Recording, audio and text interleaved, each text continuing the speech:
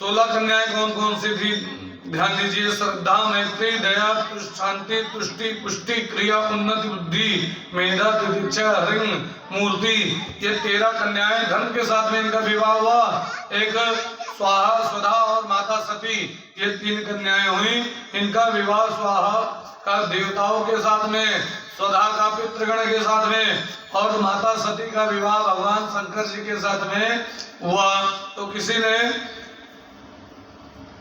अच्छा, कभी भी इसीलिए हवन करते हैं तो उसमें स्वाहा जरूर लगाना चाहिए। जब हवन कोई करे तो स्वाहा बोलना चाहिए जोर से, नहीं तो हवन का पुण्य फल नहीं मिलता है। और जब पितृ पक्ष में जब पितरों को आहुति दी जाती है तो वहाँ स्वाहा न बोले चाहिए, वहाँ पर स्वधा बोले चाहिए। पितृ का नाम लें, उसके बाद स्वधा, तब उनको प्राप्त हो जाता है। और वहाँ अगर स्वाहा कहें तो पितृ को प्राप्त नहीं होता है। और जो माता सती थी, इनका भगवान भोलेनाथ के साथ में विवाह हुआ। और भगवान भोलेनाथ के साथ में विवाह के पश्चात भगवान भोलेनाथ, दक्ष जो है क्रोधित रहता था भगवान भोलेनाथ के ऊपर। कारण था, जब दक्ष को प्रजापति का पद मिला तो उसे बड़ा जो है अहंकार हो गया। सब देवता लोग आए हुए बैठे थे तो सब लोग खड़े हुए, भगवान भोलेनाथ उसी में मस्त थे भगवान के भजन में, वो खड़े नहीं हुए। उन्होंने खूब उल्टा सीधा सुनाया, ये मेरा दामाद है, ये नंगा पुंगा रहता है, लेकिन ये जो है कभी भी इसने इसका शुभ आचरण नहीं, देखो खूब उल्टा बोला। भगवान शंकर बोले नहीं। उसके बाद दक्ष ने यज्ञ रखी और यज्ञ में सब देवताओं को निमंत्रण दिया। ब्रह्मा, भगवान भोलेनाथ का निमंत्रण नहीं गया। ब्रह्मा, विष्णु, महेश ये तीनों नहीं गए, भगवान भोलेनाथ नहीं गए। तो और उस यज्ञ में माता सती ने कहा मैं जाऊंगी। माता सती को नंदी के साथ में भेज दिया। संक्षेप में कथा करें क्योंकि ये कथा सब लोग जानते हैं। तो नंदी के साथ में भेज दिया। माता सती ने देखा, जब सती जाए देखियो तब जागा, कतो नदी संभोगर भागा, कहीं पर भी भगवान भोलेनाथ का स्थान नहीं दिखा। माता सती को आया क्रोध, उन्होंने योग अग्नि के द्वारा अपने शरीर को भस्म कर दिया। और जैसे शरीर को भस्म किया तैसे जो है नंदी क्रोधित हुए। और नंदी क्रोधित हुए तो नंदी को सब लोगों ने पीटा, जितने देवता थे और ऋषिगण थे, और पीट करके भगा दिया। नंदी आए, भगवान भोलेनाथ से बताया। भगवान भोलेनाथ ने बाल तोड़ा, बाल तोड़ करके जमीन पर पटका, उससे वीरभद्र नामक एक गण प्रकट हुआ। उसने जाकर के पूरे यज्ञ को विध्वंस कर दिया और दक्ष प्रजापति का गला काट करके उसी यज्ञ में हवन कुंड में डाल दिया। बहुत लोग कहते हैं दक्ष प्रजापति का गला कहाँ गया था, हवन कुंड में डाल दिया था, यज्ञ विध्वंस कर दी। अब सब लोग ब्रह्मा जी के पास पहुंचे। ब्रह्मा जी ने कहा देवताओं से, ऋषियों से, मैं भगवान भोलेनाथ का निमंत्रण नहीं था इसलिए मैं भी नहीं गया, जो अगर निमंत्रण होता तो मैं भी जाता। भगवान विष्णु ने भी कहा वही जो है इसकी रक्षा कर सकते हैं तुम्हारी, और दक्ष को वही जीवित कर सकते हैं। भगवान भोलेनाथ से प्रार्थना की। भगवान भोलेनाथ प्रसन्न हुए, और प्रसन्न होने के बाद भगवान ने कहा जिसका जो हाथ पैर टूटा था सबको जो है हाथ पैर दे दिया। जिसका हाथ टूटा था उसको हाथ दिया, जिसका पैर टूटा था जिसको उसको पैर दिया, जिसके दांत टूटे थे उनको दांत दे दिया। और इस प्रकार दक्ष प्रजापति का महाराज सिर जो है जोड़ दीजिए तो अच्छा रहेगा। तो कैसे जोड़ दीजिए दक्ष प्रजापति का सिर? ये विधि आजकल इस पर शोध कर रहे हैं।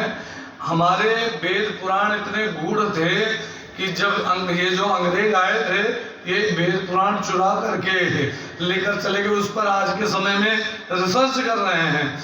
शंकर जी ने दक्ष प्रजापति का सिर का, ये मैमे करने वाला व्यक्ति है, बकरे का सिर काट करके लगा दिया दक्ष प्रजापति का। आज भी और कुछ जो है ये खोज चल रही है कि कैसे सिर लगाया था, उस पर जो है अभी खोज कर रहे हैं लोग, वैज्ञानिक लोग। तो दक्ष प्रजापति इस प्रकार माता सती ने अपने शरीर का परित्याग कर दिया और उसके बाद फिर माता हिमाचल के यहाँ पुत्री रूप में प्रकट हुई माता सती। और माता सती पुत्री रूप में प्रकट हुई। माता सती का उनका नाम रखा गया पार्वती जी। उन्होंने तपस्या की, भगवान भोलेनाथ से विवाह हुआ। और इस प्रकार संक्षेप में भगवान के विवाह की कथा, कभी समय मिलेगा तो भगवान भोलेनाथ की कथा, भगवान भोलेनाथ के विवाह की कथा बड़े प्रेम से हम लोग श्रवण करेंगे। इसके आगे की कथा आती है।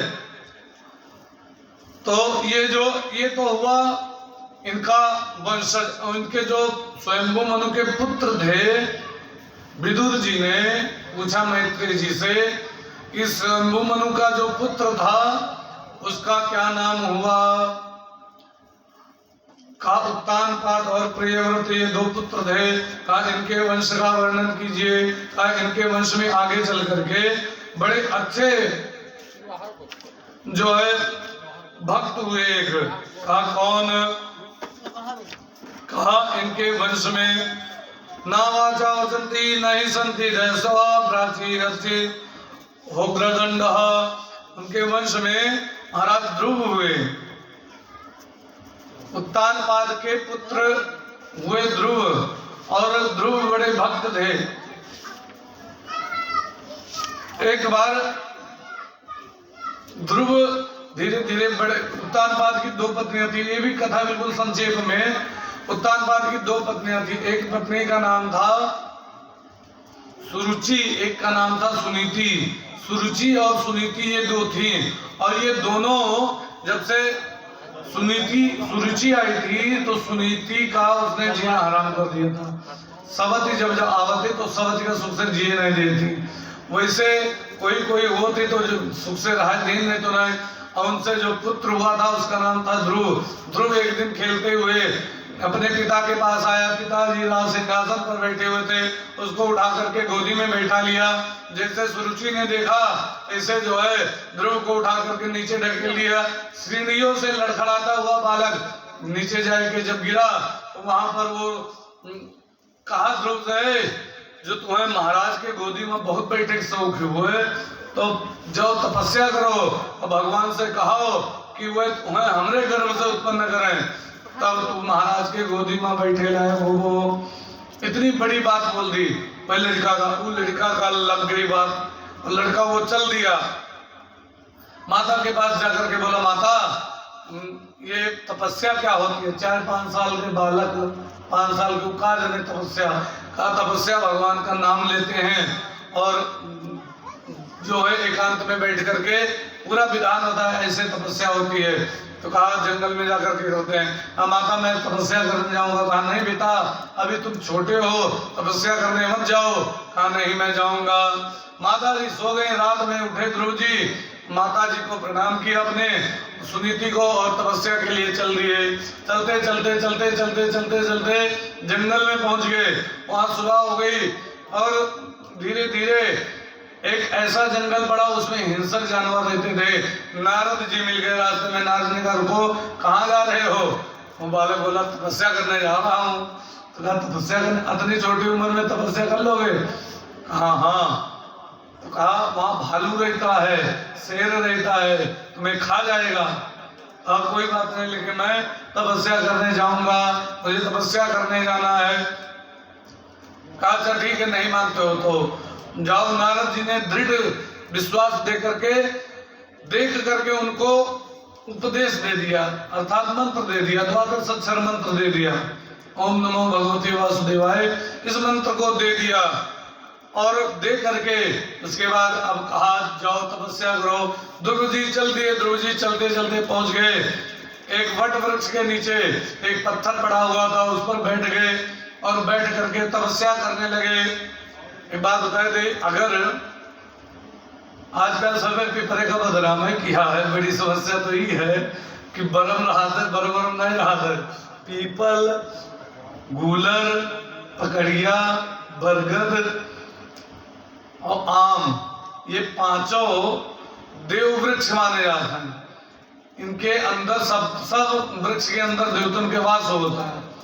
तो अगर इनके नीचे तपस्या की जाए, कोनो नाम जपा जाए या कोनो पूजा इनके की जाए तो जोन मनोकामना व्यक्ति चाहे तो पूर्ण हो जाता है। ये पांचों पेड़ के लगे और पांचों पेड़ इकट्ठा लागू है तो ये पंचवटी बन जाता है। और वहां पर जो अगर तपस्या की जाए तो बहुत जल्दी सिद्ध हो जाता है। जैसे भगवान राम का चुनिंदा पंचवटी, वे 5 ये पेड़ लगे रहे वहां पर जहां भगवान राम अपन कुटिया बनाई ना। तो यही से पंचवटी का बड़ा महत्व है। बरगद के पेड़ के नीचे बैठ गए। अब ध्रुव जी बैठ करके तपस्या करने लगे और नारद जी बताए थे कि जो अगर बरगद के पेड़ के ऊपर नीचे बैठोगे तो या इन 5 वृक्षों के नीचे जहां कहीं तुम्हें जो है मिल जाए पत्थर रखा वहीं पर बैठ जाना, वहीं पर बैठ करके तपस्या करना। अच्छा, अगर पीपल की पूजा की जाए विधान से तो जो हमेशा अच्छा शनिचर का काहे की जाते और दिन काहे नहीं की जाते। वास्तव में पीपल में ब्रह्म के वास और मनई अगर चौपट के दिन आज के समय में बरम रहता है और बरम बाबा के दिन। अच्छा, कहा कि कहाँ लिखा है, गीता में लिखा है, भागवत में वर्णन है। भगवान कहते हैं वृक्षाणाम अस्मि अश्वत्थः, वृक्षों में मैं पीपल हूँ, भगवान कहते हैं। और शनिचर का काहे पूजा की जाता है। शनिचर का माता लक्ष्मी पीपल में वास करती है। अगर शनिचर का पीपल का जल चढ़ावता है व्यक्ति, ये दिया जलावत है ना 7:30 चलत हो तब जो अगर ओके धन के कमी है तो ओके यहाँ धीरे धीरे धन के आगमन अच्छा हो लागत है और मजम हो जाता है। जैसे वो परमात्मा वास करत है और जो वो वहां आज के समय में लोग धीरे धीरे बरम का जैसे भोजन का धीरे धीरे जो है विकृत करके खायक कह दिए नहीं। आज के समय ऐसे धीरे धीरे बरम का विकृत करके ब्रह्म का विकृत करके बरम कह दिए नहीं। जैसे ग्राम का विकृत करके गांव कह दिए नहीं। ऐसे तो बरम का मतलब कोनो भूत प्रेत नहीं होता है। बरम का मतलब है परमात्मा। लेकिन अब एक होता है ब्रह्म राक्षस, तो वो राक्षस अलग हो वो कहे अलग बात है। लेकिन ब्रह्म परमात्मा स्वयं होता। अगर जो कोई का कोनो परेशानी है में है तो अगर पीपल कहे पूजन कर रहा है तो वह जो है रोग के भी निवृत्ति हो जाती। परमात्मा जो अगर कोई रोग है वो रोग नहीं जा रहा है, पीपल का जल चढ़ा रहा है नियम से और पूजन कर रहा है तो उसके उस रोग की भी निवृत्ति हो जाती है। ऐसा उसकी महिमा है। वह के पूजन करत करत अब लोग डरवाए दिन कुछ रहे हुई हैं तो डरवाए दिन अब वक़्त में कोई शनिचर के अलावा कहीं किनारे नहीं जाता है। और कुछ लोग अब यूँ कह देते हैं वहाँ बरम रहा और वही पाई गए। वो जो है कोई परेशानी है पीपल पर पूजा करेंगे वही पाएंगे। तो हम तो हंसी लगी थी कि पीपल के पूजा करे कोई का दिक्कत नहीं होती और परेशानी खत्म होती। बोले वृंदावन बिहारी लाल की, राधे रानी की। ये 5 बरगद के वृक्ष के नीचे बैठ करके ध्रुव जी तपस्या करने लगे और तपस्या करते करते करते करते समय व्यतीत हो गया। नारद जी माता लक्ष्मी देखी कि जो है एक मेरा जो पति देव का एक भक्त तपस्या कर रहा है, छोटा सा बालक है, उसके पास माता लक्ष्मी दोनों तीनों टाइम भोजन लेके जाए। एक वर्णन विष्णु पुराण में है, भोजन लेके जाए और दें कि लोग भोजन कर लो और प्रहलाद जी भोजन करें उसके बाद फिर तपस्या में रत हो जाए। नारद जी एक दिन आए, नारद जी कहें सुनो ध्रुव का क्या का आज से भोजन का त्याग कर देना। अब लक्ष्मी माता जब भोजन लेके आई तो कहें हमारे गुरुजी ने मना किया है, हमारे गुरुजी कहेंगे भोजन न कियो। अरे अब कहा कौन है तुम्हारे गुरुजी बताए। नारद जी। अब माता लक्ष्मी अच्छा ठीक है मैं अभी आ रही हूँ। नारद जी को बुलाया।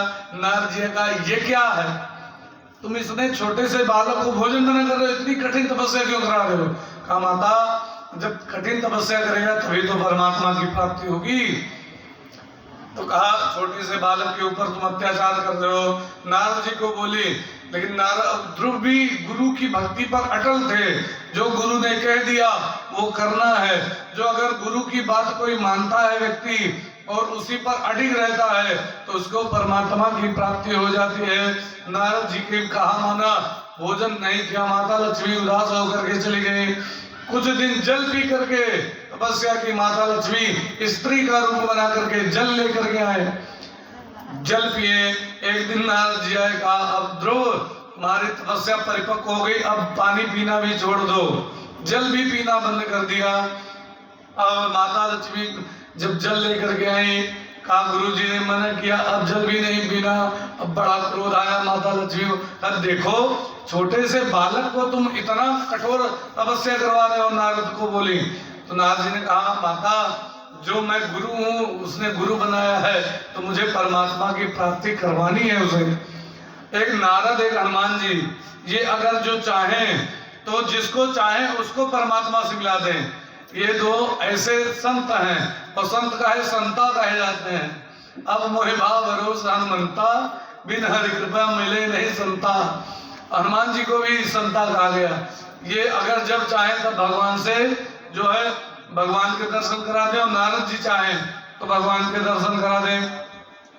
और नारद जी ने जल भी मना कर दिया, कहा श्वास लेकर के तपस्या करो। श्वास लेकर के तपस्या करने लगे ध्रुव। तपस्या करते करते करते करते एक दिन नारद जी आए, कहा आज से श्वास बंद, श्वास भी बंद कर दो और तपस्या करो। श्वास बंद कर दिया और उसी मंत्र का जप कर रहे हैं। जैसे श्वास बंद की तैसे जो है बड़ी विचित्र घटना घटी। जैसे श्वास बंद की तैसे जितने भी संसार में प्राणी थे सबकी श्वास बंद हो गई। और जब श्वास बंद हुई तब सब लोग, देवताओं की भी श्वास बंद हो गई। देवता लोग दौड़े दौड़े गए ब्रह्मा जी के पास। ब्रह्मा जी के हम नहीं जानते हैं। ब्रह्मा जी ने कहा भगवान के पास चलो। भगवान के पास पहुंचे, महाराज हम सांस नहीं ले पा रहे हैं। पृथ्वी पर जितने जीव थे मूर्छित हो गए, कहा क्योंकि सबकी श्वास बंद हो चुकी थी। अब पहुंचे जाकर के भगवान के पास। भगवान ने कहा मेरा एक भक्त आया है, बड़ा जो है अच्छा भक्त है, बड़ा अच्छा उसका स्वभाव है, वो जानते हो अभी मैं जाकर के उसे दर्शन दूंगा। वो दर्शन पा करके फिर वो श्वास लेना प्रारंभ कर देगा, तुम्हारी सांस ही चलने लगेगी। देवताओं ने कहा जाओ महाराज, प्रभु जल्दी जाओ जल्दी जाओ। आए, भगवान आए और अंदर भगवान की छवि जो है बसा रखी थी ध्रुव जी ने, वो छवि गायब हो गई। भगवान जैसे आंखें खोली ध्रुव ने, सामने भगवान को देखा। अब भगवान को ध्रुव जी देख करके, ध्रुव जी भगवान को देख करके मुस्कुराए। तो कि किसी ने कहा ये दोनों एक दूसरे को देख करके मुस्कुरा क्यों रहे थे? कहा इसलिए मुस्कुरा रहे थे कि ये ध्रुव जी इतने छोटे थे कि भगवान प्रकट हो गए, वो जान नहीं पाए कि हम इनसे मांगी का। भगवान के सुंदर रूप देख करके ध्रुव जी मुस्कुराए, केवल बस मुस्कुराते रहे, भगवान मुस्कुराए। तब भगवान ने एक कृपा कर दी ध्रुव के ऊपर। सतम विवक्षंत तद्विदम हरि ज्ञातो सर्वस्य हृदय स्थिता कृतांजलि ब्रह्ममयेन कंबुना संस्पर्श बालम कृपया कबोले। भगवान ने अपना शंख ध्रुव जी के गाल पर स्पर्श कराया और उससे ध्रुव जी के अंदर जो है भगवान जे वेद वेदांत सब कुछ जैसे लग रहा है, सब वो जान गए। और वो जो है धीरे धीरे ध्रुव जी सब बोलने लगे। भगवान की बड़ी सुंदर स्तुति की ध्रुव जी ने। अच्छा किसी का बालक पढ़ने में कमजोर हो, उसकी जो है इसमें बड़ा सुंदर उपाय भी बता दिए भागवत में। वो जो है थोड़ी उसकी बुद्धि कम काम करती हो, पढ़ने में कमजोर हो, तो उसके लिए बड़ा सुंदर उपाय है। भगवान ने जो किया है, केवल एक शंख लेकर के भगवान के पास रखा रहे, वो शंख भगवान का ही समझे। उसे उठा करके बालक के गाल में डेली सुबह स्नान करा करके जो अगर छुआया जाए तो बालक पढ़ने में धीरे धीरे तीव्र हो जाता है और मेधावी हो जाता है। ऐसा शंख की महिमा है। भगवान ने जैसे स्पर्श कराया तैसे ध्रुव जी सब बोलने लगे और ध्रुव जी ने कहा प्रभु कि समाधि नहानेव कयो भवेन यत पदम विदूषणंदय उर्धरे प्रसा मौरेव सर्वजन मनुष्य पादयो मुपत्याय पागता भृंगवती। ध्रुव जी ने कहा प्रभु आप सर्व अंतर्यामी हो, आपको सब पता है और प्रभु आपको भगवान भी बड़े कौतुकी ध्रुव जी को प्रेम बैठ करके प्रेम से गोदी में ले लिया और जैसे भगवान की गोदी में ध्रुव जी गए जैसे कहा प्रभु आपकी गोदी में आकर के लग रहा है कि माता की गोदी भी इतनी प्यारी नहीं थी जितनी आपकी गोदी है। हे प्रभु मुझे कहा कि जो तुम्हारी मनोकामना है वो पूर्ति होगी। कहा प्रभु अब मैं नहीं जाना चाहता, मुझे आप अपने पास ही रख लो। कहा नहीं ध्रुव तुम्हारी अभी आयु है, तुम्हें राज्य करना है और तुम जाओ और जब तुम्हारी जो है मृत्यु का समय आएगा तब मैं तुम्हें एक लोक ऐसा दे दूंगा, वहां पर तुम्हारा ही निवास होगा, तुम्हें पुनः जन्म नहीं लेना पड़ेगा।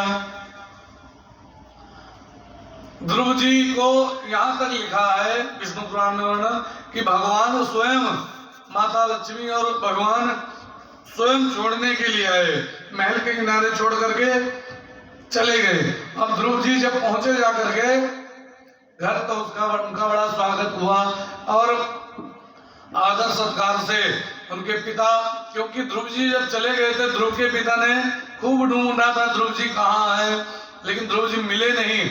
बड़े आदर सत्कार से ध्रुव को राज्य अभिषेक कर दिया और ध्रुव राज्य करने लगे और धीरे धीरे उसका भाई जो सुरुचि का पुत्र था उत्तम, वो बड़ा उद्दंड था। एक बार उसने यक्षों का बगीचा उजाड़ा, यक्षों ने उसे मार डाला। ध्रुव जी पहुंच गए अपने भाई का बदला लेने के लिए, जो है यक्षों को मारना आरंभ कर दिया। तब ध्रुव जी के बाबा स्वयंभू मनु प्रकट हुए। स्वयंभू मनु ने कहा सुनो ध्रुव, एक उद्दंड भाई के बदले हजारों निरपराध यक्षों को मारना सही नहीं है, ये तुम गलत कर रहे हो, तुम्हें इन्हें नहीं मारना चाहिए। तो कहा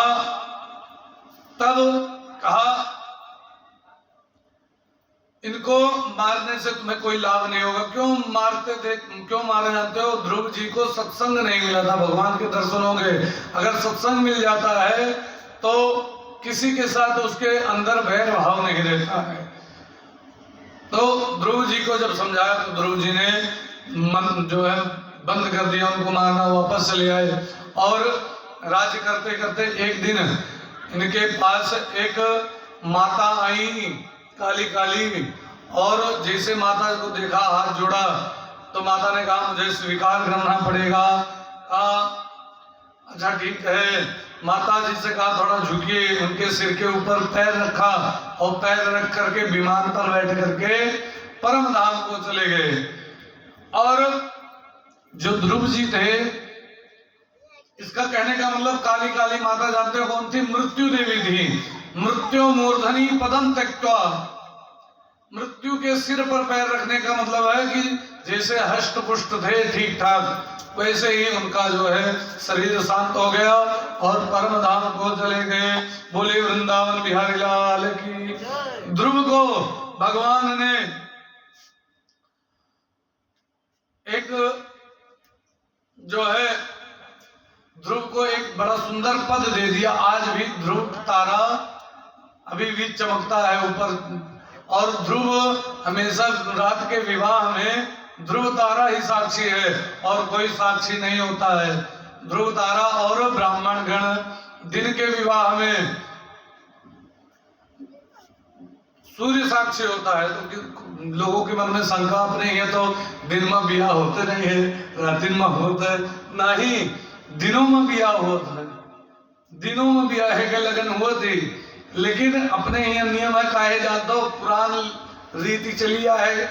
जब मुसलमानों के राज रहा, अकबर इत्यादि औरंगजेब के, तो ये लोग जो ने कन्या के विवाह करते रहे हिंदू लोग, उनके जो है कन्या का पकड़ के लेके चले जाते रहे, अपहरण कर लेते रहे। तो ये लोग चुप्पे चुप रात में विवाह के प्रथा चालू कर दी, और वही प्रथा चलत ही आज के समय में। जो अगर पूछो रातिम कहे बिया होते तो कोई पता नहीं, शुरू से चला हुआ है वह हम लोग करते हैं। लेकिन रातिम में नहीं, अगर कोई खरा चाहे तो दिनों में बिया होता है, लेकिन दिन में लोग कहा नहीं, दिन में नहीं होता, दिन में नहीं ठिका। तो लगन हुए, लेकिन लगन में चाहे जब चाहे दिन हो चाहे रात ही बियाह लगन में हो चाहिए। जो अगर लगन में नहीं भा तो परेशानियां होती। बोले वृंदावन बिहारी लाल की। ध्रुव के पुत्र हुए अंग, अंग के पुत्र हुए वेन, और वेन के पुत्र हुए महाराज पृथु, जिनको पृथु सर्वा भी कहते हैं। इन्होंने बहुत से यज्ञ किए, ये भी भगवान के अवतार माने जाते हैं। बोले पृथु सर्वा भगवान की। और इन्होंने एक बार पृथ्वी रुष्ट हो गई, उसने जितने बीज लोगों ने बोए सब बीज अंदर समेट लिया पृथ्वी ने, वो जमे नहीं। तो पृथ्वी को एक दिन पकड़ा, उसका दोहन करने लगे। जितनी वनस्पतियां थी, बीज थे, सब जो है पृथ्वी से वापस प्राप्त किया। और जो सब लोग पृथु का बड़ा यशगान करने लगे। संक्षेप में बिल्कुल कथा। और उसके बाद पृथु के पुत्र हुए अंतर्धान, अंतर्धान के पुत्र हुए हविर्धान, हविर्धान की हिंसा की वृत्तियों को नारद जी ने छुड़ाया। और इनके पुत्र हुए प्राची, प्राची को भगवान नारद जी ने उपदेश दिया। सुखदेव स्वामी, अच्छा कथा कई जगह चल रही है, जानते कहाँ कहाँ चल रही है? एक तो कथा चल रही है सूत जी सौनक आदि ऋषियों को बता रहे हैं। दूसरी कथा चल रही है नारद जी जजमान है, सनकादिक ऋषि नारद जी को सुना रहे हैं। तीसरी कथा चल रही है सुखदेव स्वामी राजा परीक्षित को सुना रहे हैं। और चौथी चल रही है विदुर जी मैत्रेय को बता रहे हैं। मैत्रेय ऋषि विदुर जी को बता रहे हैं पूरा। तो मैत्रेय जी से पूछा विदुर जी ने, कहा महाराज ये बताइए कि क्या नारद जी ने उपदेश दिया था महाराज प्राची को? ध्यान दीजिए, कथा बड़ी अच्छी है। आप प्राची को बताया, कहा तुम्हें प्राची का जो हमेशा पुत्रों में परिवार में ही मन रमा रहता था। प्राची को बताया, कहा पत्नी परिवार में ज्यादा मन रमा रहेगा तो तुम्हें जो है फिर जन्म लेना पड़ेगा। तो कहा कैसे? कहा जिसमें व्यक्ति की जिसमें वृत्ति बनी रहती है, अंतमति सोगति, अंत में जैसी जो है बुद्धि रहती है, बुद्धि में जो आता है वही जो है मृत्यु के पश्चात व्यक्ति बनता है। जानते हैं, इसीलिए अंत समय जब किसी का आए तो उसको और ना कुछ बकबकवार चाहिए, ए भैया ये क्या हुआ है, ये क्या हुआ है, ये क्या हुआ, ये सब ना कहे चाहिए। वास्तव में वह समय सीताराम सीताराम सीताराम खूब जोर जोर धुन चालू कर देते, वह व्यक्ति के जब मृत्यु हुई तो कल्याण हो जाए। और जो अगर चिढ़ाव में बाजो इन्हें चिन्हे हो तब जान लो गड़बड़ा जाए। तो ऐसे चिन्हाव ही नहीं चाहिए। अच्छा ये चीज और है, अगर कोई व्यक्ति के अंत समय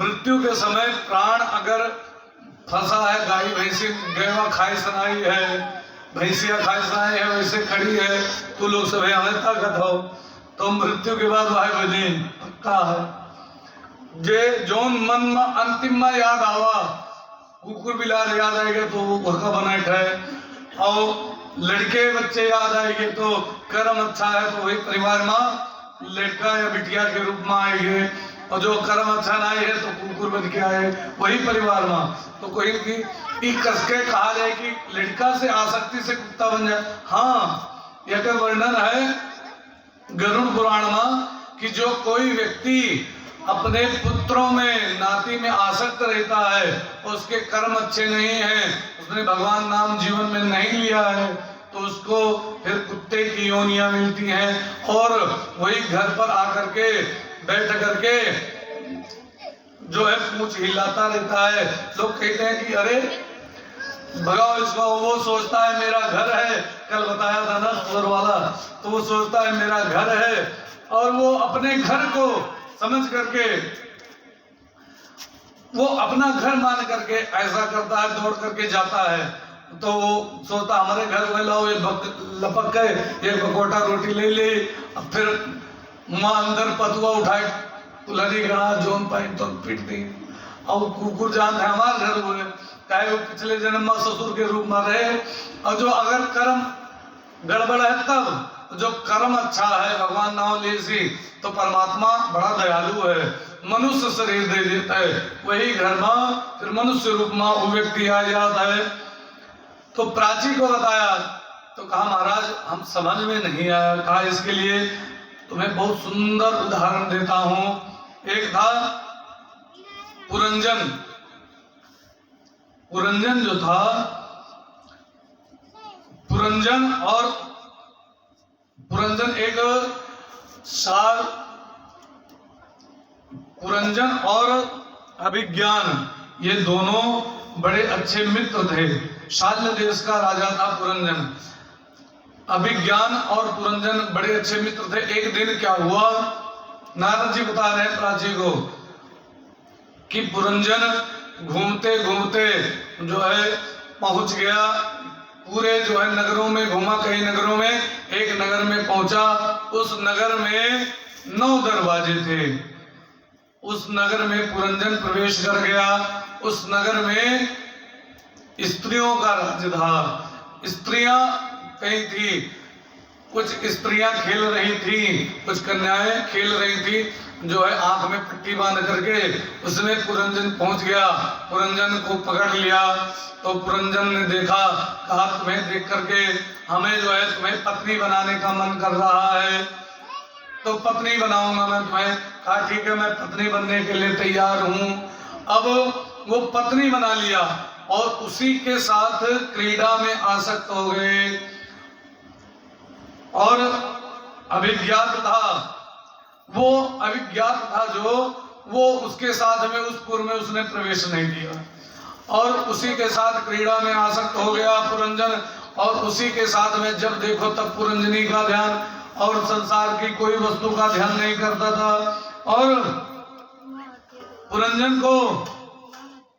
ने कहा मैं राजा हूं। पुरंजन को लगे अब मैं ही मालिक हूं। और उसके सामने जो है कई गंधर्व, 365 गंधर्व नित्य आकर के हमेशा जो है नृत्य करते थे। और रात के समय 365 गंधर्वियां काली काली थी, वो आकर के नृत्य करती थी। एक दिन उनकी जो मालकिन थी वो जरा देवी थी।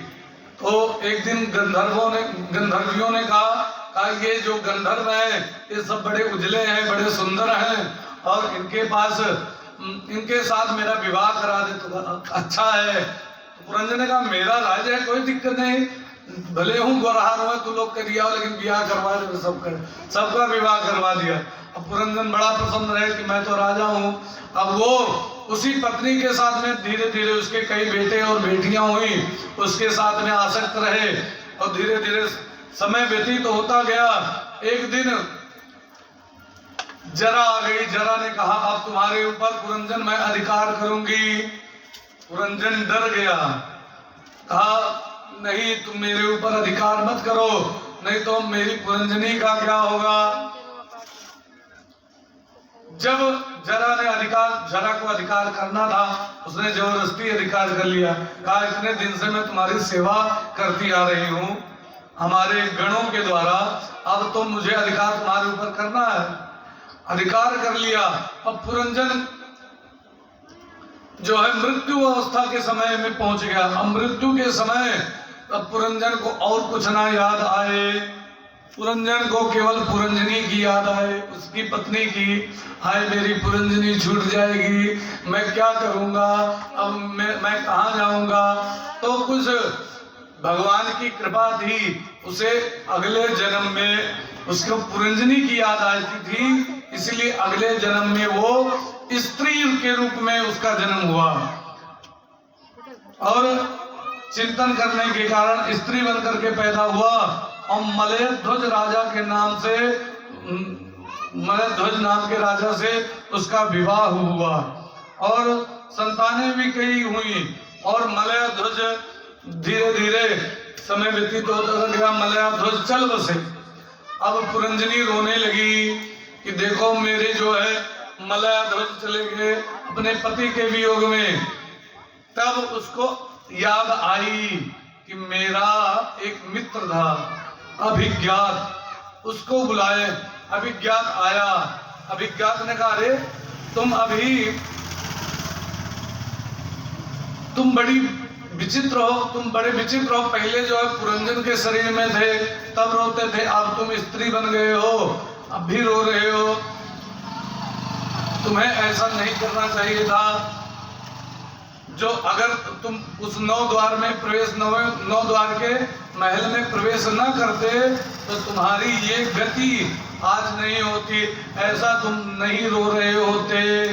जब समझाया तो पुरंजनी से जो वो मलयध्वज की पत्नी थी जो पुरंजन बना था स्त्री, समझाया तो पुरंजन ने उससे कहा अब अभी भी समय है, भगवान का स्मरण करके अपने आप को प्राप्त कर ले जाओ, अपने आप को जान जाओ, नहीं तो ये बार बार यही तुम्हारा हाल होता रहेगा। ये हुआ पुरंजन उपाख्यान। अच्छा, इसमें बहुत संक्षेप में बड़ा गूढ़ अध्यात्म छिपा हुआ है। पुरंजन क्या है? पुर का मतलब होता है शरीर, और शरीर में 9 दरवाजे हैं। 9 द्वारे पुरे देही, 9 दरवाजे हैं। आंख, कान, गिना क्यों 9 ठोके, आंख, 2 कान, 2 नाक, कई हुआ 6, और 2 एक मुख 7 और 2 मल मूत्र द्वार। ये 9 दरवाजे हैं। ये 9 दरवाजे से ही जो है पुरंजन 9 दरवाजे में ही प्रवेश करता है। 9 दरवाजे का मतलब वो जीव जो है, अभी बताया है 9 दरवाजे में ही, जैसे 9 दरवाजे से प्रवेश करने का मतलब है वो जब किसी स्त्री के प्रति आसक्त होता है तो 9 दरवाजे के द्वारा ही वो प्रवेश होता है इसमें, तब वो स्त्री के प्रति आकर्षित हुआ। और यहाँ पर पृथ्वी पर सबसे बड़ी माया है स्त्री। पेट भरा हो, सब कुछ हो, लेकिन काम वासना जल्दी नहीं जाती है व्यक्ति की। खूब जो है धन हो, दौलत हो, पेट भरा हो, लेकिन स्त्री की चाह बनी रहती है। एक स्त्री को देखा तो उससे संतुष्टि नहीं, ये भी स्त्री मिल जाती, इसे भी भोग लेते। ये चाह हर व्यक्ति के अंदर बनी रहती है, और जिसके अंदर ये चाह बनी रहती है या अपने स्त्री के प्रति ही हमेशा वो उसको भोग दृष्टि से ही देखता है, काम वासना से ही देखता है, तो समझ लीजिए वो पुरंजन ही है। मृत्यु के पश्चात उसको स्त्री बनना पड़ेगा। अब और जो पुरंजनी थी तो मन है पुरंजन, 9 दरवाजे हैं। ये जो है मन के साथ में ही जीवात्मा, मन को लेकर के ही कहा जाता है। तो ये 9 दरवाजे की शरीर है और इसमें मन बाहर अर्थात स्त्री वाले संसार में किससे प्रवेश करता है? 9 दरवाजे जो हैं इन्हीं के द्वारा पुरंजन प्रवेश होता है।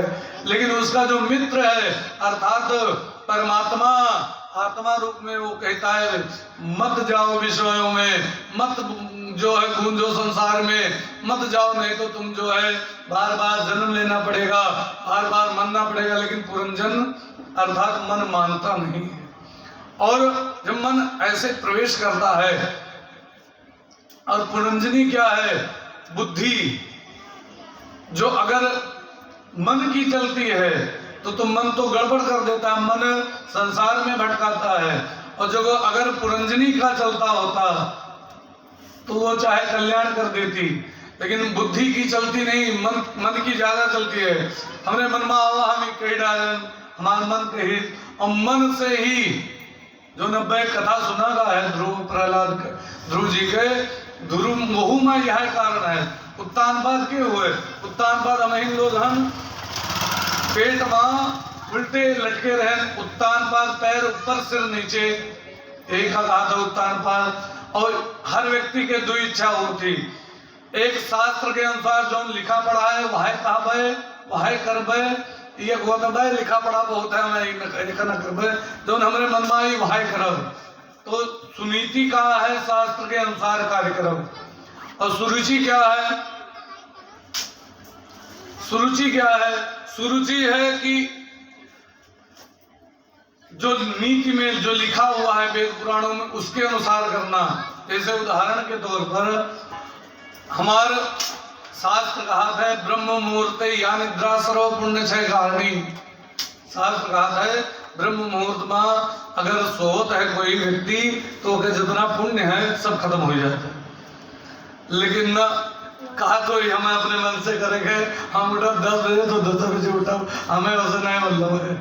तो ये हुए सुरुचि, अपने मन से करब। और सुनीति जे लिखा है वही अनुसार करब। जब जे सुनीति के अनुसार करता है तो देखिए यहाँ ध्रुव जी की रूपी भक्त, उनके मन भक्त हो जाता है। और जे जो सुरुचि के अनुसार काम करता है तो उनके मन उत्तम न्याय हुकमत हो जाता है। फिर बवाले करता है, फिर मारी डाला जाते कहूँ। ऐसे ही हाल है यहाँ पर। क्या पुरंजन?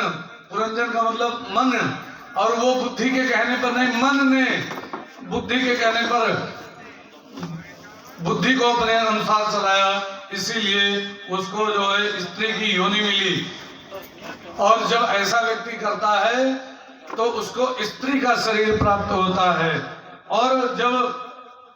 और तब कहा ये पुरंजन के साथ में 365 गोरे गोरे गोरे गंधर्व और 365 काली काली गंधर्वियां, ये कौन है?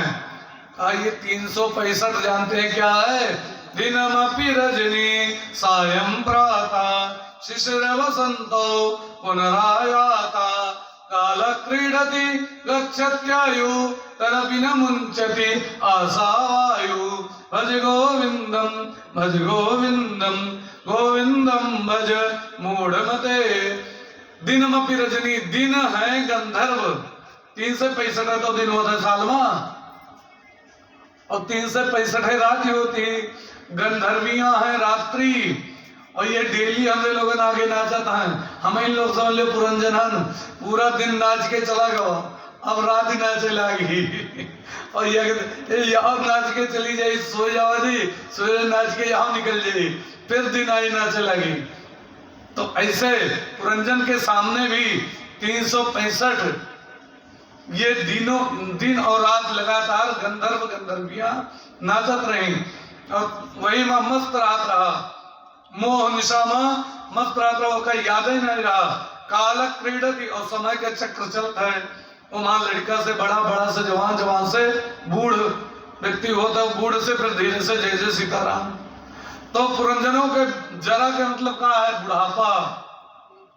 जो उनके मालकिन रही, जब 365 कई बार बीत जाए, कई साल 365, तो उनके मालकिन के हुए बुढ़ापा। तब बुढ़ापा आई तो जरा आए, तो जरा का देख कर पुरंजन घबराएगा कि अब हम पत्नी के साथ उपभोग कैसे कर पेवे।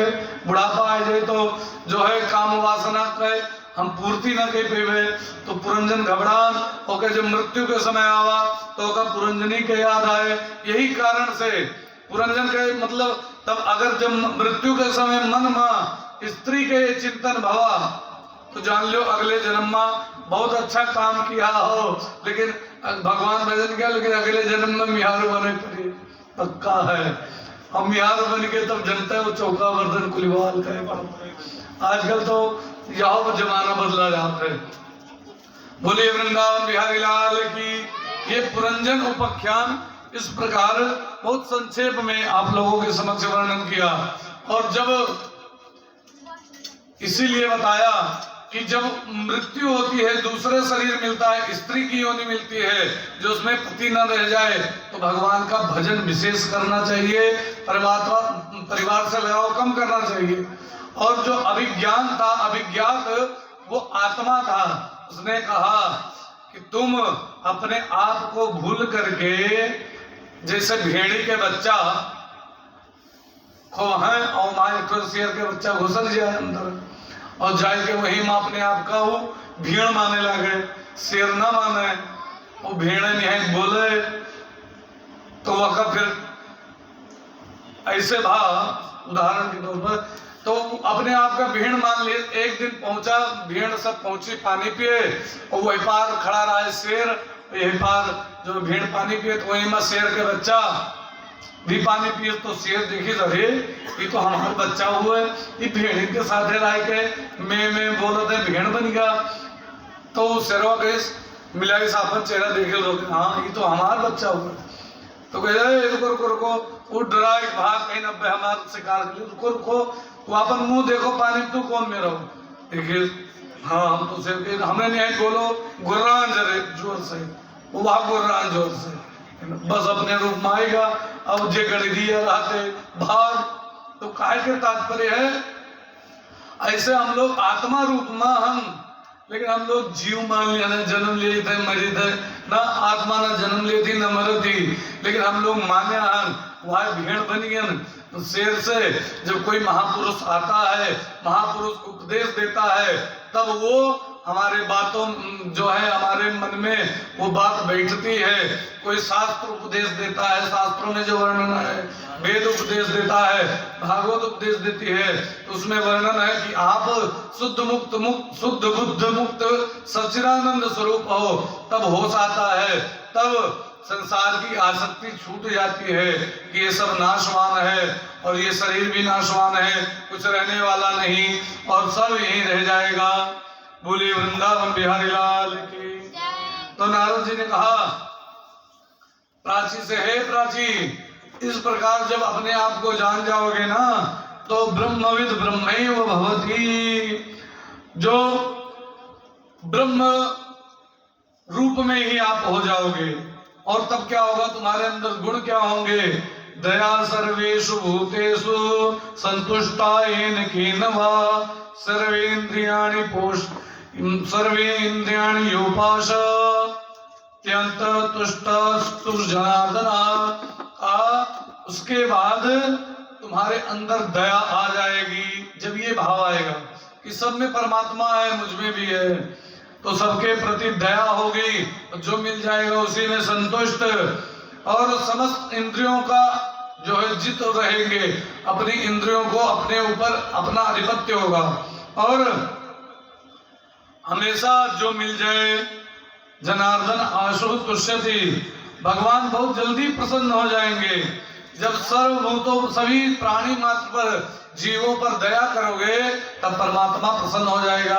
लेकिन हमें लोगों के ये सब बात बैठी ना, जैसे उदाहरण के तौर पर भैया सुन लेंगे, लेकिन गाय जो बहलना खेतन चला गए कहीं पंडित तू खेतों नहीं बोलता, तू कहा जाना हो बहलना खेतन चले गए, अरे तो डांट के भगाए दो, भात कोई कोई तो भाला मार दे, तो जी कहाँ गया, डांट भगाए दो, उनके मन नहीं है, वह जैसे देखे तैसे वे दौड़ गई, वही सोचत विचार नहीं है कि जावे तो पीटा जाओ ना, वह पीट के हटो लेकिन फिर वो घूमे जाएंगे, वो तो नहीं, तो उनके पास मन नहीं है, लेकिन उनका धीरे धीरे यही से, लेकिन तब भी क्रोध आता है, तो कहाँ दया है। कुकुर को नो घुमच के रोवेला तुरंत पीट के भगा, डांट के भगा दो, नहीं तो मारो तो, लेकिन ये मन ना मारो कि लग भाई करे, वो डराए जाए भाग जाए, तो ये में तो ठीक है, तो मानो तो बहुत दया दिखाओ और भग पीट देंगे, तो कहाँ दया, तो दया नहीं होगी तो परमात्मा सर्वभूतेषु दया, दया नहीं होगी तो परमात्मा प्रसन्न नहीं होगा जल्दी। यस्य परस्मिन् बंधु वर्गे च मैत्रे द्वे रिपो तथा अपान्ने रचितम् तु दायेश परिकीर्ततः। कोई पराया है, कोई अपना है, ये भाव भी नहीं रह जाएगा, सब अपने हैं, चाहे चींटी से लेकर हाथी तक जितने जीव हैं सब अपने हैं। किसी एक महात्मा जी थे, दया ई हुए, एक महात्मा जी रहे, गंगा जी में स्नान करते रहे, तो पेड़े पर कहूँ बीछी चढ़त रही, गिर आए जमीन पर, अब वो बीछी का महात्मा उठाए के किनारे धरे, तो बिछिया का जैसे उठा, बिछिया कच कच कच कच छेद, लेकिन महात्मा जी उठाए के ओका ऊपर रखे लागे। एक व्यक्ति देखे महाराज बिछिया छेदत ही इतना दुष्ट प्राणी है, और तब आप जो है उठाए के ओका ऊपर का करे धर तो बही दियो, बाहर दियो, ऐसे बही जाए दियो, का जरूरत थी।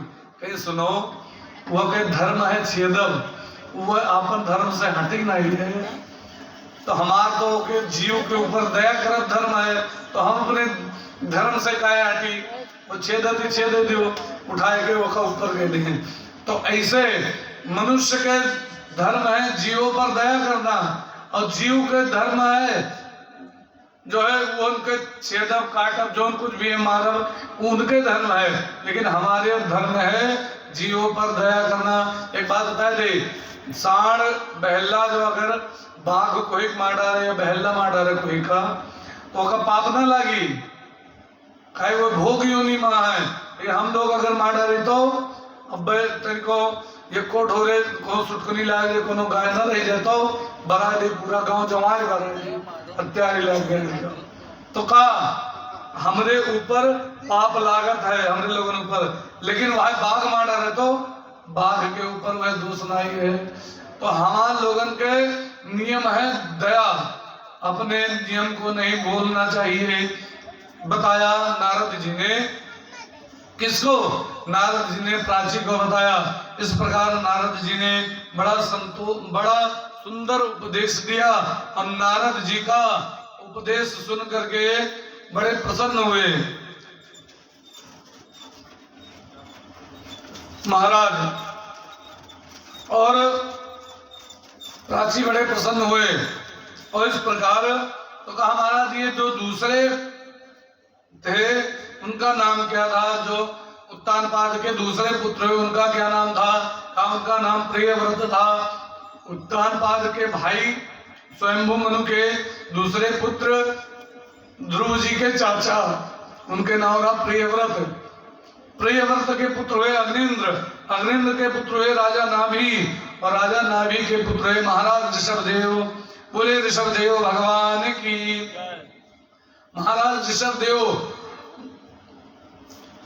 खूब तपस्या करते थे, भगवान का स्मरण करते थे। एक दिन बड़ा विचित्र उनके मन में आया कि अब वृद्धावस्था हो गई, भगवान का भजन करके अपने जीवन को कृतार्थ कर देना चाहिए।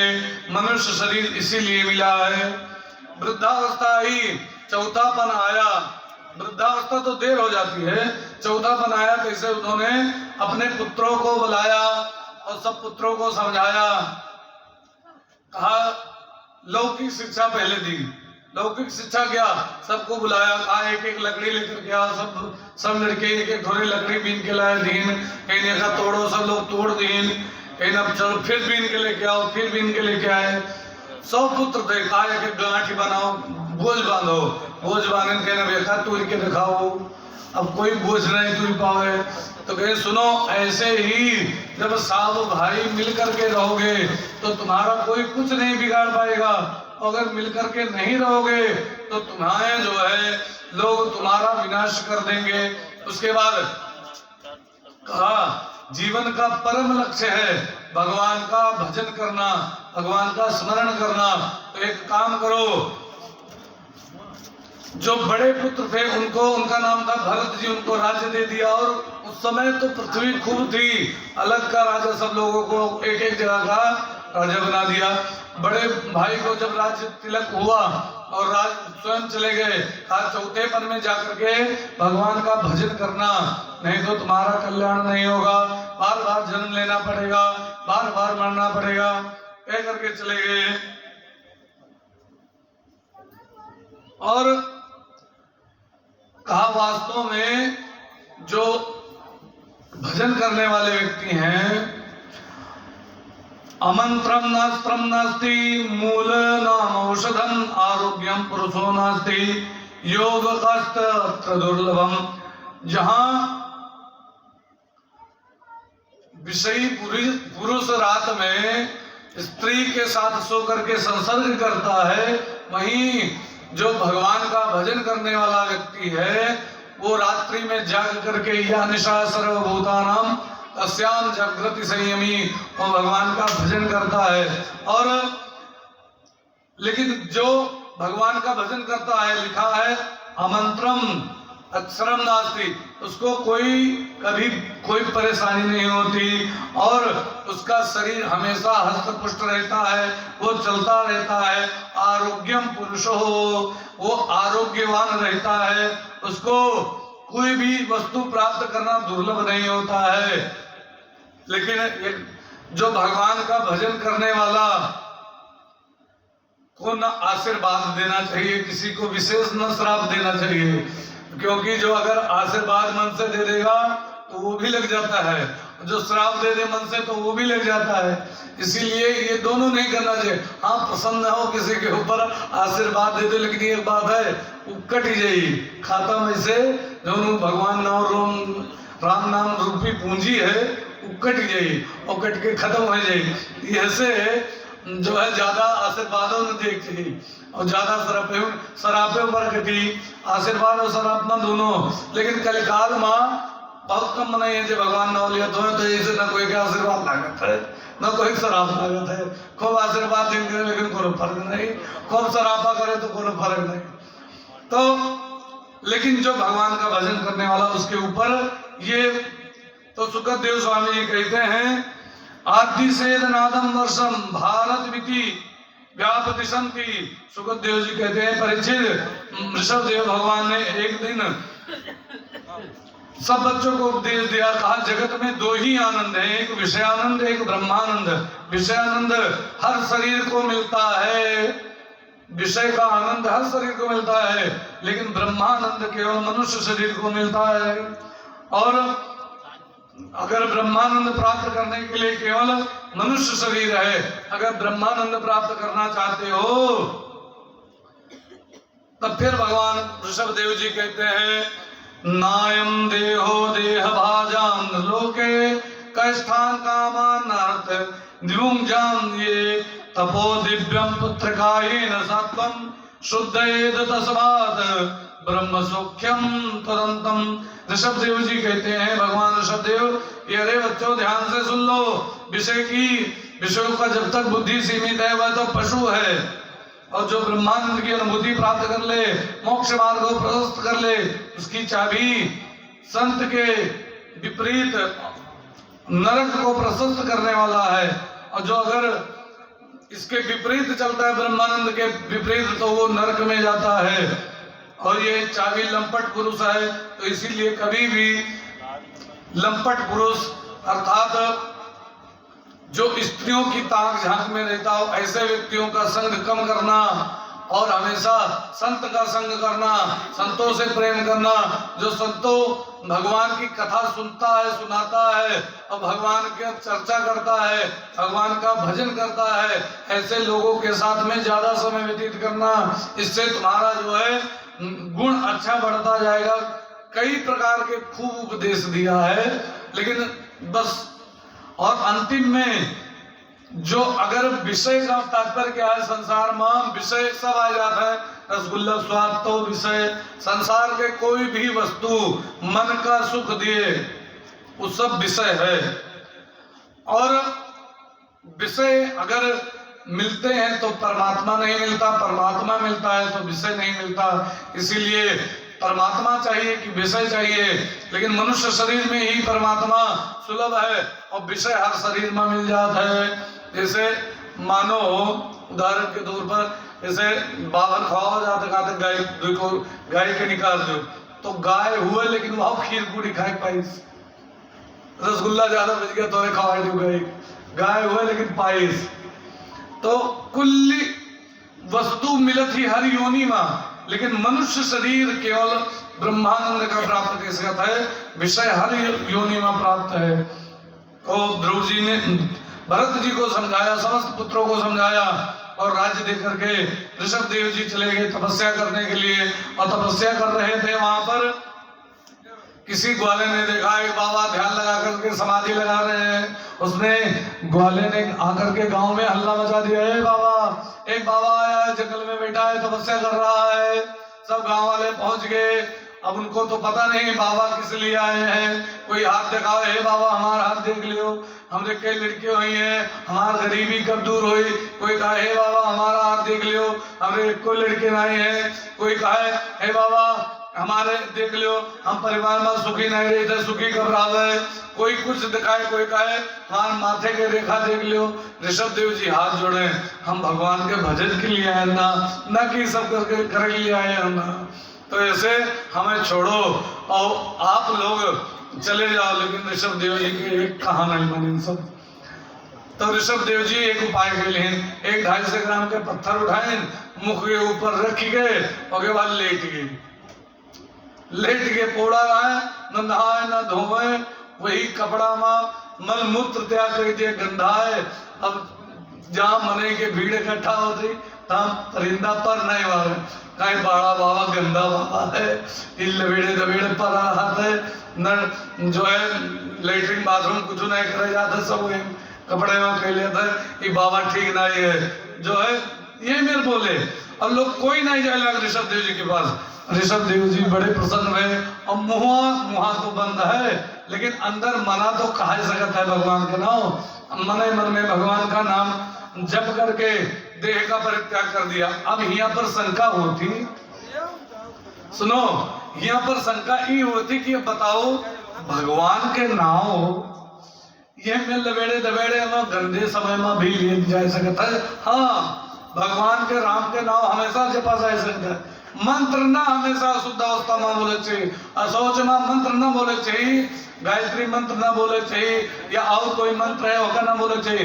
लेकिन भगवान नाम चाहे जस रहो, चाहे जहाँ रहो, चाहे पर भी भगवान के नाम ले सकते। एक व्यक्ति गवा डोल डाल सवेरे सवेरे और खेते में गवा लोटा लेके बढ़िया जोता खेत रहा है, बैठा रहा है और हुए राम राम राम राम राम कहला।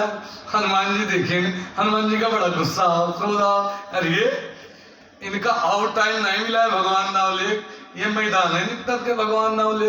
वो हनुमान जी आए एक मुंह का मारे गद्द से तो होगा लाख जैसे झटका, लेकिन उठ के चला हुआ। अब भगवान के पास, राम जी के पास पहुंचे हनुमान जी इन प्रभु हमारे मन का तो थोड़ी देर आपके चरण चाप दे, चापा मतलब का दबोट दे, आपके गोड़ दबोट दे, लेकिन अभी पीटे हो है गोड़ो डबट को। कहीं प्रभु हमारी हिम्मत कहाँ, आपका मार पे भला। कहीं देखो पीठी, अब देखें तो निशान पड़ा रहा है लाल लाल। तो कहीं प्रभु हम नहीं मारा है, कहीं सुनो जहका तुम मारे हो वो तुम्हारी एक मुका सहन गई बहुती, तुम्हार मुका जो इतना बलवान रावण रहा तो तार मुका सही नहीं पाई, इनके मान रहा से पावे जोने के चले से पृथ्वी डगमगात रही, वह रावण का। हनुमान जी एक बार जब एक बार मुक्का से लड़ाई है हनुमान जी के और रावण के, तो हनुमान जी पहले कहें रावण का पहले तुम मारो, हनुमान जी कहे तुम मारो, तो कहें हनुमान जी कहें नहीं तू मार दो पहले, नहीं तो पता नहीं हम मारी तो तू बचाओ लो ना बचाओ, मारे करती तो एक काम करो तू पहले मार दो। कहें नहीं तू पहले मारो। तो रावण कहे अच्छा ठीक है हम ही मारी थे, मारी से मुका। हनुमान जी थोड़े हिले, अरे रावण के कंबल रहा जे कैलाश पर्वत उठा लिए, तो कोई साधारण रहा रावण। अब हनुमान जी के बारी जब आए, हनुमान जी जैसे मुका तारीन मारे के ब्रह्मा बाबा आई के, ब्रह्मा जी कहे हनुमान जी धीरे मारो, कहीं काहे कहीं इनका दुई जन का छोड़े हम बानर मजूद जात दुई बारे, इनका दुई जन का छोड़े हम बंदरों से मर सकता है, तो ये मन न कियो कि जोर से मार दियो, हम लिखे हन कि राम के हाथे रावण मरी है और मार दो तू तो हमारा लीला पूरा चौपट हो जाए। तो ऐसे न क्यों हाथ जोड़ के ब्रह्मा जी निवेदन करने लगे। तो हनुमान जी कहीं धीरे धीरे, कहीं और धीरे, कहीं और धीरे, कहीं बस खाली, कहीं तब कतना धीरे, कहीं बिल्कुल जैसे छुई जाए अतना धीरे मारो। अरे हनुमान जी के बड़ा जुआरा है, खतरा जुआरा जानते हो, उनका अतुलित अर्थात तुलना नहीं करा जा सकता, अतना बल है हनुमान जी के शरीर में। अतुलित का मतलब जानो कि जगह तुलना ना की जा सके। पूरे देखो हाथी में कितना बल होता है, कोनो पेड़ का चाहे उखाड़ के बहा दे, और 10,000 हाथी के बल एक गज में होता है, और ये 10,000 गज के बल एक दिग्गज में होता है, 10,000 दिग्गज के बल एक ऐरावत हाथी माँ होता है, 10,000 ऐरावत हाथी के बल एक इंद्र माँ होता है, और 10,000 इंद्र के बल हनुमान जी के एकानी उंगली माँ है। तो सोचो जो वह जोर से मार देती तो रावण के तो पता ही नहीं लगेगा, तो कहीं खाली छुई जाए तो मारो, तो हनुमान जी माने खाली छुईगा तो इससे रावण होगा बेहोश। फिर थोड़ी देर बाद उठा, लिखा गोस्वामी बाबा ने कि मूर्छा गए बहोरी सो जागा, कपिबल विपुल सराहन लागा। जैसे आंख खुली के जरिए यक्के इनके जो है राम दल में यक्के पहलवान है जो लंका जलाए सी आओ तो सब वही से हैं, तो रावणों पर आई की हिस्से हनुमान जी के। तो कहा के तात्पर्य है कि यहाँ पर रावण भी हनुमान जी के अंदर, हनुमान जी सोचो मुका मारी वका और वका कुछ नहीं बात जोर से मारी तो वका सहन के की जो डोल डाल करत रहा वका मारी मुका तो का सहन के की राम जी स्वयं सहन की। भगवान के नाम लियो और तोरे ऊपर कोई कोनो कष्ट आई तो कष्ट भगवान अपने ऊपर ले लिया अपने। तो हनुमान जी से कहीं अभी मारो है, अब तो घोटे वोटे का प्रभु हम कब मारा, कहीं का मुखो मारे रहो सहन के पाई था, तो हार बल वो सहन के पाई। ये देखो तो कहीं प्रभु ये देखो हमें होकर रोके पड़ा, तो कहीं प्रभु क्षमा चाहिए था, लेकिन वो अशुद्ध अवस्था में आपके नाम ले रहा न ले चाहिए। नाम के स्वतंत्रता है, चाहे जिस रहो चाहे जहां रहो चाहे जोन में रहो, राम राम राम राम सीताराम सीताराम कह सके तो वहां कोनो दिक्कत नहीं है। तो ऐसे ही राजा ऋषभ देव, ये उदाहरण ऐसे बता हुआ है, राजा ऋषभ देव मलमूत्र त्याग करके उसी कपड़े में पड़े हैं, लेकिन भगवान का नाम ले रहे हैं, भगवान का नाम जप रहे हैं, नाम का जप करते करते लेटे हुए हैं, 250 ग्राम के पत्थर मुंह पर रखा है और लेटे हुए हैं, अंदर अंदर भगवान का नाम लेते लेते उन्होंने अपने शरीर का परित्याग कर दिया। जे ज्यादा मैल कुचल रहा था देख लेके मैंने जात नहीं है, जे ज्यादा गंधैला बना रहा था देख लेके मैंने ज्यादा नहीं जाता, तो जे ज्यादा साफ सुथरा बना रहा था देख लगे कुल मेल में नहीं रहा।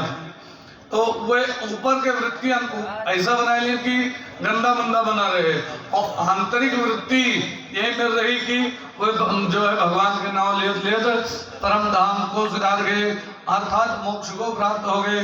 बोले वृंदावन बिहारी लाल की।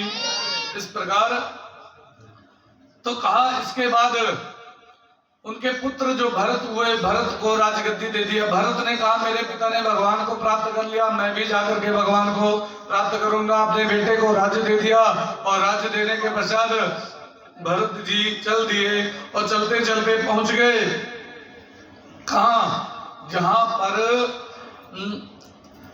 एक गंगा नदी के किनारे पहुंच करके वहां पर अपनी कुटिया बनाई, कुटिया बना करके वहीं रहने लगे जंगल में, और गंगा नदी में स्नान करें तीनों समय, और भगवान का भजन करें, भगवान के मंत्र का जप करें।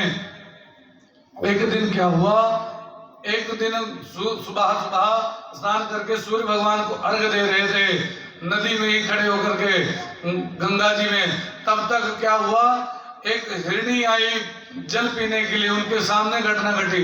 एक हिरणी आई जल पीने के लिए, हिरणी थी गर्भवती, पीछे से सिंह की दहाड़ आई, शेर गुर्रान से हिरणी में जल में कूद गए, और कूद के बीच धारा में वह अपने बच्चे का जन्म दे दी। वही पार जाके एक तो थकावट, दूसरी प्रसव की पीड़ा, हिरणी वही पार जाके मर गए। और यहाँ पर जो बच्चा रहा वो पानी में डूबे लाग, जैसे डूबत देखी भरत जी के अंदर दया आई गए, दया हुई चाहिए बताओ, दया आई गए, जाकर के उसको लाए और नहला धुला करके अपने पास रख लिया। अच्छा, 1-2 दिन रखते, दूध इत्यादि पिलाया, नहला धुला करके अपने पास रख लिया। उसके बाद हिरण के झुंड में छोड़ देती हूँ, धीरे धीरे अपने आप बड़ा हो जाता है, लेकिन ये पाल लिए अब अपने यहाँ रखे ना है। अब जब भगवान का भजन करने, भगवान का स्मरण करने बैठे, तो इसे उनके साथ में उनके पास आए और आकर के आपन पीठ खजवावे लगे।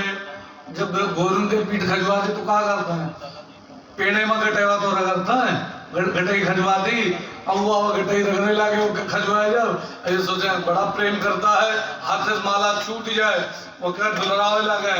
अब धीरे धीरे हिरण के प्रति आसक्ति बढ़ गई, और जब भगवान के नाम लिए बैठे थे इसे मन में आवे हिरण पता नहीं कहाँ का हो, कौन जानवर मार न डाले, कौन शेर न खाए ले, कौन भेड़ा न खाए ले, कुछ न कुछ होके प्रति आवे और भगवान के नाम लिए बंद।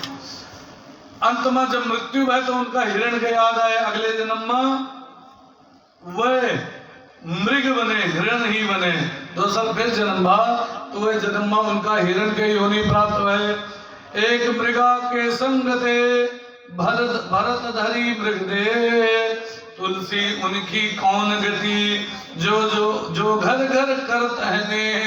एक मृग के संग के उनका हिरण मना पड़ा, और जो हर मने से प्रेम करता है कोई बगैर रह नहीं सकता है। हर मने से जो ममता राख्या है, प्रेम दुई मेर का होता है।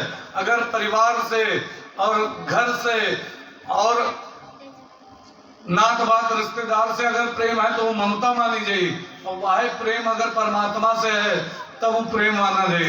तो ममता ज्यादा जुड़ी है। हमारे लोगों के कौन गत हुई कभो भगवान नाम नहीं लीन जाता है। बोले वृंदावन बिहारी लाल की। और इस प्रकार जब मृग देह में पहुंचे तो उनको बड़ा कष्ट रहता था। वो उनके मन में आता था कि ये शरीर जितने जानवर हैं इनका पता है पिछले जन्म में कहा रहे हैं, लेकिन हम लोग लेकिन ये लोग बोल नहीं पाते हैं, और हम लोग बोल लेते लेकिन हमें लोगों का पता ही नहीं हम पिछले जन्म में कहा रहे हैं। तो भगवान की माया भी बड़ी विचित्र है। वो सूखे पत्ते खाते हिरण के रूप में थे, और सूखी घास खाते। एक बार जंगल में आग लग गई, दो पेड़ के आपस के रगड़ से आग लग गई और पूरा जंगल जलने लगा। जितने थे हिरण के बच्चे, हिरण का झुंड भाग गया। जो भरत जी थे उसी में रुक करके जल करके अपने शरीर का जला करके परित्याग कर दिया। उसके पश्चात उनको भगवान ने फिर कृपा की। भगवान का भजन था, मनुष्य शरीर मिला। मनुष्य शरीर में ब्राह्मण के यहाँ उनकी उत्पत्ति हुई, ब्राह्मण के यहाँ उन्होंने जन्म लिया। और जायते अस्ति विस्मरण वर्धते भी विनिष्यति, कहा ब्राह्मण के यहाँ जन्म लिया। ब्राह्मण के यहाँ जन्म लेकर के वो उनके पिताजी जो थे वो बड़े अच्छे विद्वान थे, ज्योतिष के भी अच्छे विद्वान थे। जैसे बच्चे को देखा, बच्चे के चेहरे की चमक और उसका जो है तेज देख करके मन में आया ये बच्चा आगे चल करके बहुत विद्वान होगा। और कुछ वैसे लड़के के सबके चेहरा चमका करता है, लेकिन कुछ लड़के ये में होता है उनके चेहरा पर ज्यादा चमक होती है। वो पिछले जन्म में भगवान के नाम ले आए ऐसे उनके चेहरा पर ज्यादा चमक होती, और क्रीम पाउडर लगाए नहीं चमका होती, भगवान के नाम लिए ज्यादा चमका हो। तो उनके चेहरे पर होनहार बिरवान के लगत चीखने बाद उनके चेहरे पर ज्यादा चमक थी। उस चमक को देख करके उनको लगा कि आगे चल के बड़ा विद्वान होगा, बड़ा प्रकांड विद्वान होगा। ये बालक कोई साधारण बालक नहीं है। तो उसको सोचा कि धीरे धीरे उनकी दो पत्नियां थी, एक पत्नी से दो भाई, दो बेटे हुए। एक पत्नी से भरत जी और एक जो है कन्या हुई। तो भरत जी धीरे धीरे जब बड़े हुए और समस्त ये दोनों भाई बड़े हुए, पिताजी ने कहा ये जो है लड़का बढ़िया है, इसको जो मैं पुरोहिती कर्म करता हूँ, जो मैं पंडिताई करता हूँ, इसको पंडित ही बना देते हैं तो बढ़िया रहेगा। उनको कहा जनेऊ करा दिया। पहले जनेऊ हो जाता था 7-8 साल में, अब तो जनेऊ कभी भी करा सकते, लेकिन अब धीरे धीरे मने इन निर्धारण के ब्याह इकट्ठे हुई। कहा भाई का 2 चक्कर बवाल फैलाए, खर्चा में दोनों निपट जाए। बोलिए वृंदावन बिहारी लाल की। तो लेकिन पहले 8 साल के समय में जनेऊ जब हो जाता था, जनेऊ करवा दिया। और जनेऊ करवाने के बाद उसको जनेऊ करवाने के पश्चात कहा गायत्री मंत्र याद कर लो। गायत्री मंत्र होगा याद होगा, लेकिन वो पूर्व जन्म के स्मरण रहा है कि हम राजा के लड़का रहे, उसके बाद हम हिरण बने, हिरण के बाद फिर अब जो है ब्राह्मण कुल के यहाँ हमारा जन्म हुआ है। अब की न चूकब, 3 जन्म से चूकत आई थे, अब की न चूकब। वो याद तो होगा लेकिन जान के नहीं सुने। इन आज कहीं गायत्री मंत्र याद कर लियो, कल कहीं स्वस्ति वाचन याद कर लियो, पर कहीं मंत्र याद कर लियो, तो कहीं शाखोचार याद कर लियो, फिर कथा वाचिया हो, बियाह कराया हो। अरे हम लोग बात है हम तुझे दूसरे नहीं खेलते, बियाह कराया हो, अभी करो वो करो, यही सब माँ बाज बाज हम रह जावे, जो ने लक्ष्य गया है ना, वही लक्ष्य का हम प्राप्त न कर पाए। वह बालक का याद होगा लेकिन जान के नहीं सुनाए। तो भा का मतलब होता है, भरत का मतलब होता है ज्ञान में जो रत। भा मतलब ज्ञान, रत मतलब जो ज्ञान में रत हो। तो कहीं तो देखे में तो बड़ा ज्ञानी लगा था, लेकिन ई जड़ है, इसीलिए उसका नाम रख दिया जड़ भरत। अब जड़ भरत अंदर अंदर भगवान का स्मरण करे, अपने आप में मस्त रहे, भगवान की अपने मस्ती में रहे, निजानंद मस्ती में, ब्रह्मानंद मस्ती में, जो उनके पिताजी पूर्व जन्म में बताया था, उसी मस्ती में लीन रहे। एक दिन धीरे धीरे इनके भाइयों का विवाह हो गया, जितने भाई थे सबका विवाह कर दिया, दोनों भाइयों का, और बहन का विवाह कर दिया पिताजी ने। इनसे कहा विवाह कर लो, कहा नहीं विवाह नहीं करेंगे। आयु किसकी रहती है? पिताजी की आयु समाप्त हो गई, माताजी की भी आयु समाप्त हो गई। सगा भाई आजकल बड़ा समय बड़ा विचित्र है। सगा भाई अगर छोटे भाई से प्रेम कर ले बड़ा भाई, और बड़ा भाई छोटे भाई से, छोटा भाई बड़े भाई से प्रेम कर ले, तो बहुत बड़ी बात है। आजकल ये चीज कहीं कहीं देखने को मिलता है कि बड़े भाई छोटे भाई से बड़ा प्रेम कर रहा है, छोटे भाई छोटा भाई बड़े भाई का बड़ा सम्मान कर रहे हैं। कहीं कहीं देखने में आता है, हर जगह नहीं आता है। और जहाँ सौतेला भाई हो, तो सौतेले भाई है, हमारा सगा भाई भी नहीं, इनसे काम कराओ, अब ये हमारे मोड़े पर भार हैं। तो उनका खेत रखा गत्ते पठाए दिया, वो मस्त हो जाए, वहाँ बैठे बैठे समाधि लग जाए, और लीलगाय इत्यादि और सब खेत चली जाए। और उनका बड़ा क्रोध आ, एक दिन कहा जाओ आज सिंचाई भाई, ये मेरे काम की हो कि मेढ़ न टूटे को, वो बोवा का है। अब वो गए वहाँ मेढ़े बैठ के समाधि लगाए थे, मेढ़ फूट गया, दूसरे खेत में पानी चला गया।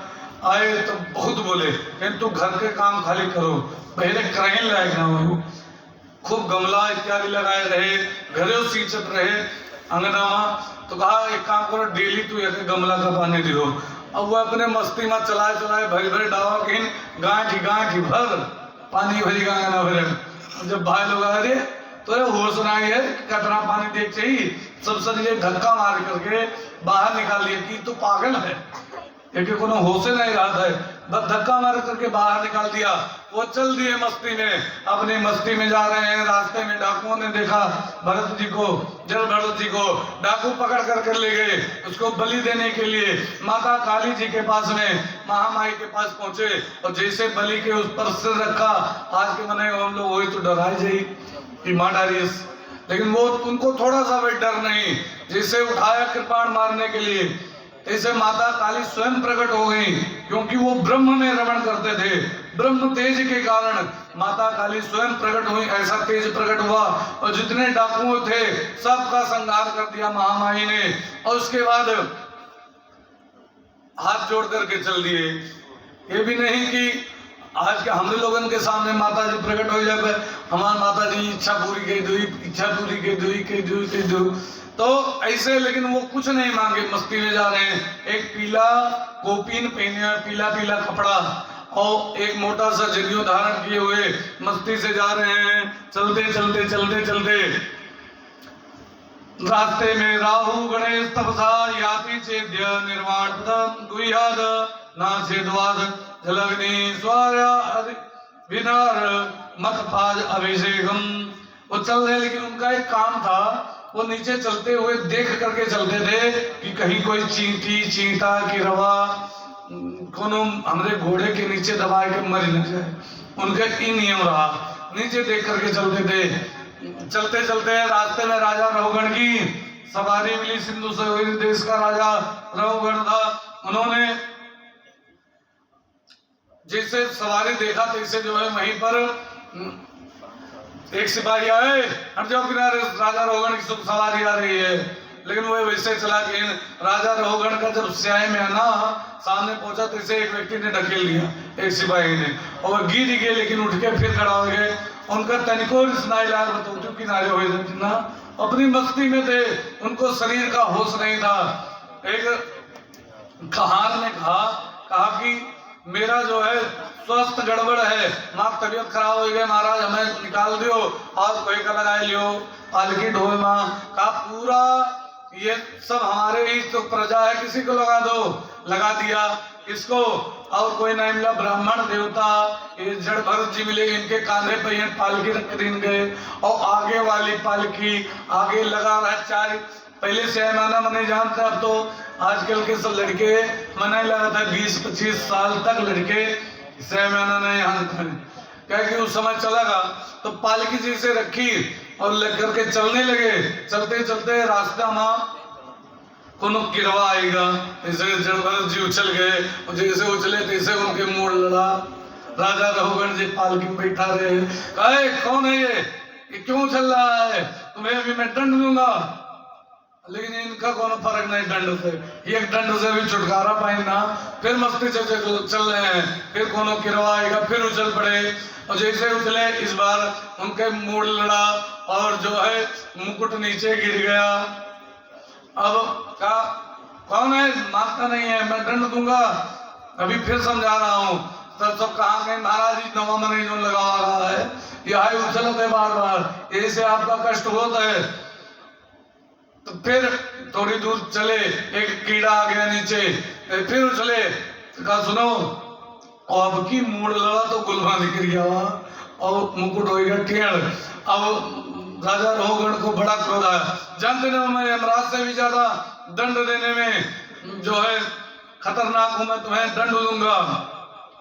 अब राजा रघुगण बोले, राजा रघुगण से पहली बार जीवन में जड़ भरत जी बोले, हे राजन, जिसको तुम दंड दोगे वो मैं हूं नहीं, जेका तुम मरबो हम हो ही ना, हमें तुम मार नहीं सकते हो। जैसे अतना सुने वो कपिल भगवान का सत्संग किया करता था। राजा रघुगण कूद करके नीचे आया और नीचे आकर के कहा महाराज आप कौन हैं। कहा सुनो, जो तुम हो वो मैं हूँ, जो मैं हूँ वो तुम हो। अर्थात आत्मा का तू दंड दे सकत नहीं हो और हमें तो दंड देवो शरीर का, शरीर हम हुई ना आत्मा हुई, आत्मा का दंड नहीं दिन जा सकता है। नैनम चिंतन्ति शस्त्राणि नैनम गादिभाव का न चैवं क्लेदवं त्यागो न सोचे यदि मारुदा।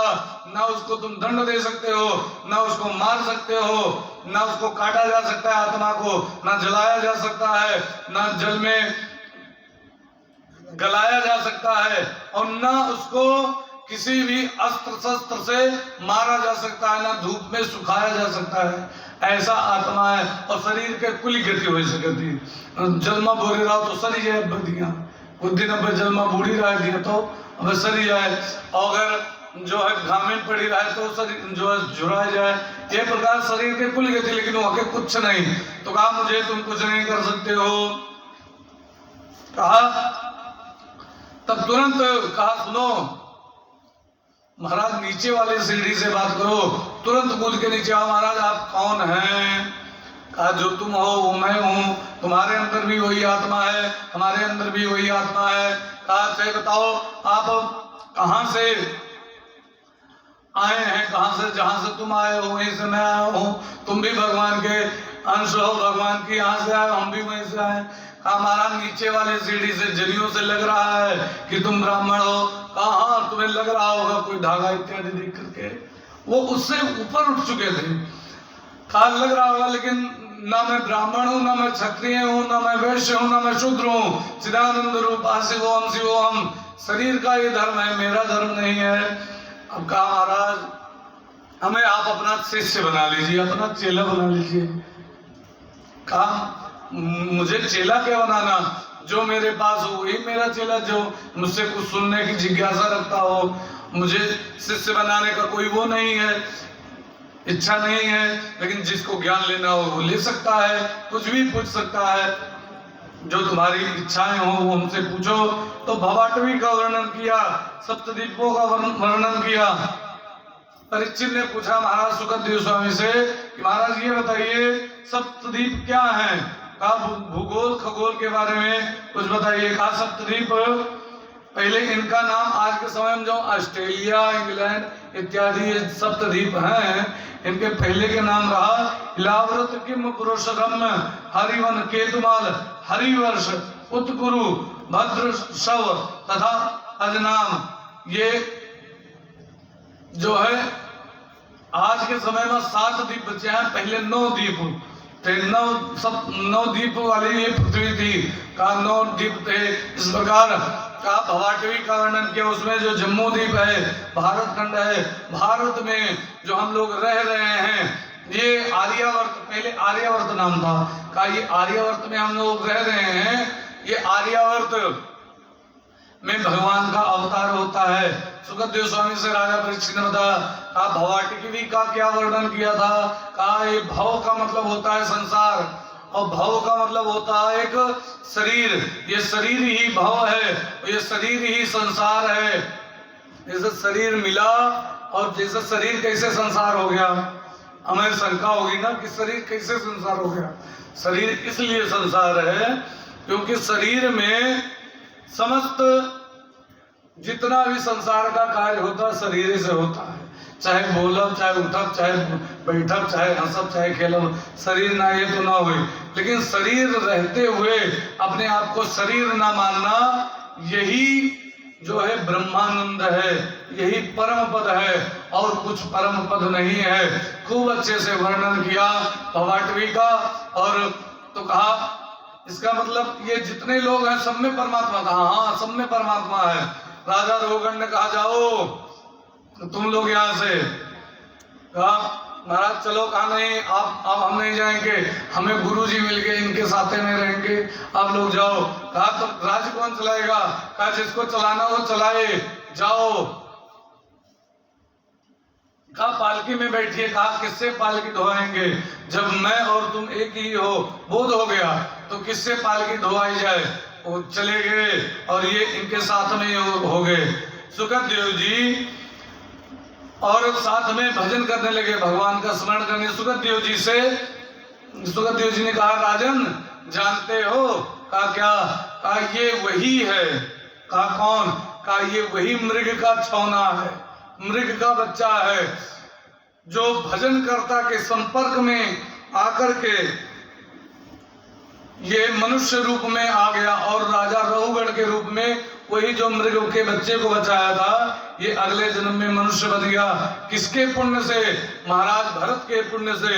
इसीलिए इस जन्म में इसको हिरण की योनि से मनुष्य के शरीर मिला। तो भगवान के भजन जो करबो तो आपन तो कल्याण कहीं लेबो।